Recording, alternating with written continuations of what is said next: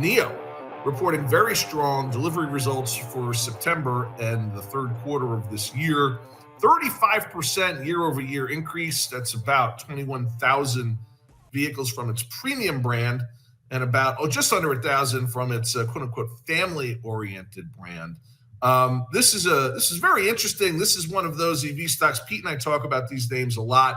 It's about the balance sheet. It's about the staying power. It's about the ability for these companies to be able to get to profitability, to be able to get to the point of scale where they're not losing substantial sums of money when they sell every one of these cars. I'm following this curiously. I'm not necessarily ready to jump on the NIO bull train. What do you think, Justin? Yeah, I actually love NIO a lot. I think they have so much going for them. First of all, we talked about the port strike, right? That's impacting a lot of U.S. automakers. That's Eastern ports specifically receives a lot of auto parts, a lot of business from different automakers here. Obviously, NIO mostly works in China. It's not going to hit them that hard. They got this big, almost $2 billion cash injection yesterday that helped the stock a ton.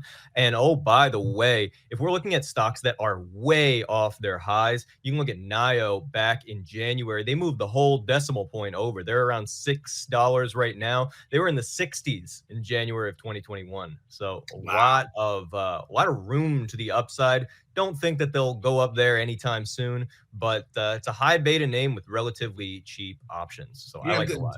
2 billion shares trading in September, which I think was the highest level either ever or certainly in the past few years. Do you think this one benefits from all of this China stimmy that everybody's talking about and has all these Chinese ETFs going higher even today? Yeah, I mean, I think anything attached to China is kind of like being an AI name in 2023, right? It doesn't matter whether it benefits right now. Right now, they're just pricing it in. They're like, let's buy it all.